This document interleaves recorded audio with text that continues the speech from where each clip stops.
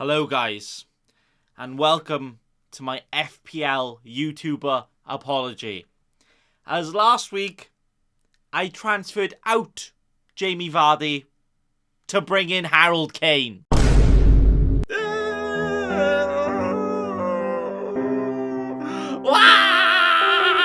I like it. But now it's time to look ahead at Game Week 14. The FPL Game Week Team Selection. First, we give a review on how last week went. Then we look forward on to next week, selecting our team, making transfers, and choosing our captain. Where in Game Week 13, I scored 55 points. Nice. Which makes my overall rank go down to 14k in the world. I like it. Where my sexy team finished like this. Now this one right here is definitely going to be a proper speed run team selection, right? Faster than the Welsh Sonic Dan James himself, as the next FPL deadline is literally in a day. Are you mad? So let's sniff about 33 lines of Red Bull and let's actually get on with it. Where my transfers this week included chucking Duffy and Foden into the cold snow and out of my team, where both of those players didn't play a single minute this game week. Oh, very nice. To bring in the Sir Marcus Alonso, who although drives me crazy and drives crazy himself, even though he did blank this week, he was literally playing almost as a striker for half the game. So yeah, okay, I'll take that. And also, I got in Diego Jota. Diego times 2 Jota, scoring 2 goals as soon as I get him in right here. Great success! So even though it was a wibbly wobbly week with a tiny red arrow spin in my jaw, the transfers were actually very, very good, so I can't complain there. And if it wasn't for Jorginho literally doing a Steven Gerrard impression with a nice slip and slide on the halfway line and gifting Man United a goal for Christmas, the double Chelsea defence clean sheet was almost as secured as my virginity. Oh, it would have been all of the points, but no, it was not to happen. Ah, come on. Thankfully though, we did get some other points around the board, with the English Neuer getting a clean sheet, another Trent Hall, but no surprise there, Captain Salah with another guaranteed return, and the Jota getting the 14 points from his 2 goals. Oh, what a player. The rest of the team though, yeah, absolute blankers they were, weren't they? Including the Sir Harold Kane. The unlucky of the week goes to Harold Payne, who I decided to bring in a week ago for the Vardy. Kane blanked last week, then his game gets called off this week because Olaf the Snowman was on the pitch for too long. Meanwhile, Vardy goes and scores a brace. I like it. But that was that for Game Week 14. 55 points for just my 3rd red arrow of the season, and also my 2nd red arrow in a row now. So, looks like we got a bit of a streaker going on. No, not the naked man running across the pitch, but a streak of red arrows in my team. I honestly think that's worse. I like it. But guess what?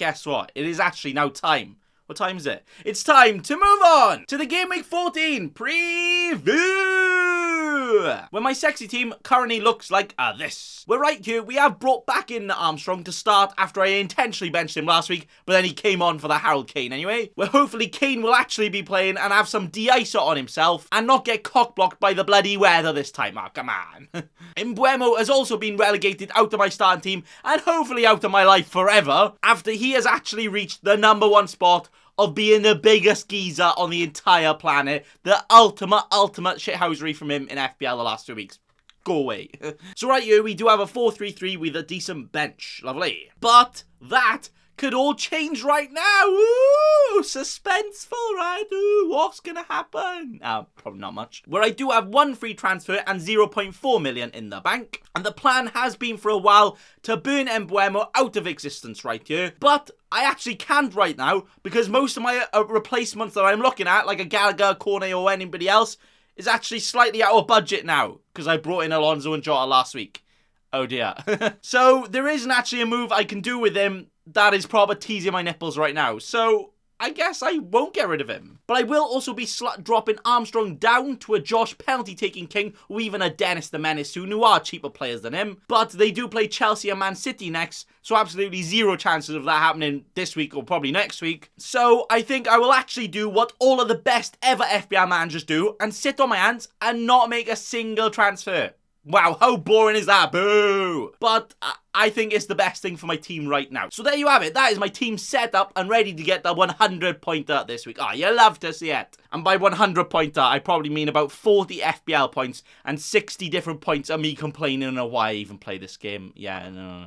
But you know what? Let's actually chinwag with the fixtures we got with our players to see what we can expect from this week. So the Aaron Ramsdale will be in goals again, who has absolutely been loving making average saves look world class. So now he's playing against a world class team who are playing very, very average. So literally perfect match there, isn't it? Yeah. But I literally have no clue, and probably most of you out there, probably no Man United fans, have any clue what to expect from them in the next few games. So, I don't know what I want here. I don't know. So I guess I will just take the 7 saves, the clean sheet, and all of the mega haul for the Ramsdale. Yeah, I think that sounds good. Trent, Salah, and Jota, my Liverpool treble up is next year. Oh, and what a treble up it is, by the way. We'll have a very, very fiery game here. Like, oh, I can already feel the fire extinguishers being shot everywhere. How much fire this can have right here, as it is the very exciting Merseyside derby. Oh, I'm excited.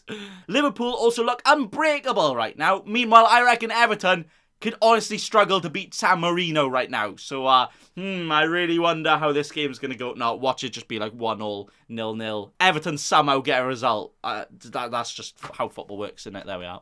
Cancelo, who should be due a rest because he has played about 3,000 games of football in a row without a break yet, will be playing against the Villa here. If he actually plays. He probably will, because he's an absolute madman playing every game. Villa actually look quite alright under the Gerrard, don't they? But surely City can keep them out and definitely not be conceding any last minute goals or whatever. No, they would never ever do that, right?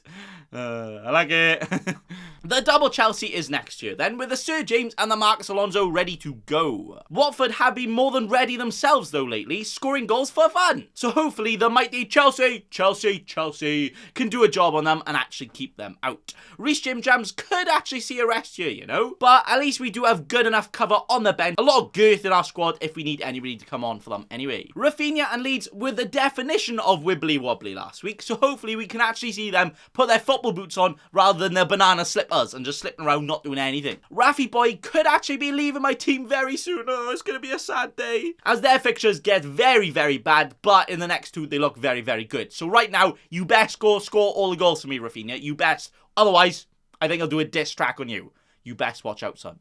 Harold Kane in his lovely snow colour kit here will be buzzing to actually play again, playing the Buzzing Bees this week. They haven't been too good defensively, so maybe Kane...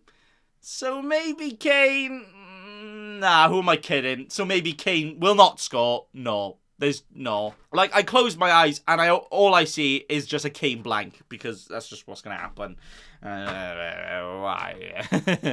Antonio is still somehow in my team, even though he hasn't scored for about 3 years, I don't think. But Brighton have been conceding a bright ton of chances lately, so maybe Antonio can actually learn how to do a football again and how to do a goal. Please do a goal, thank you. Then to finish off the team, we got the big boy Armstrong, hey, playing against the wibbly wobbly Leicester defence at home though. But I don't think I'm expecting too much from them because Southampton actually see more wibbly wobbly lately. So yeah, that's saying something, I know. But that right there is the starting 11 dunzo, with the bench having the now injured Benjamin Foster. Oh, why haven't you got that on your GoPro, lad? Come on, what's happening? The FPL troll in Buemo might actually be first on my bench, but at least he's not starting. Lively Livermento just behind him, and then also the best ever bench player after that, with the King Brownell. Oh, he's going to come on one day and score all the goals. Oh, I can't wait.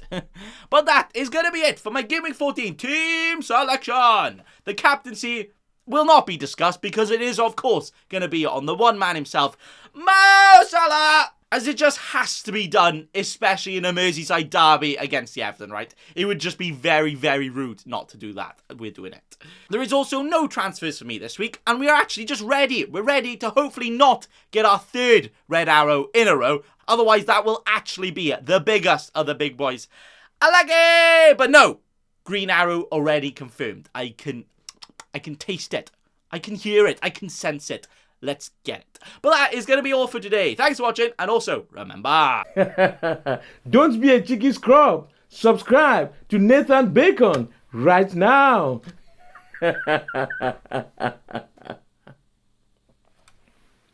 Don't let your memes be dreams.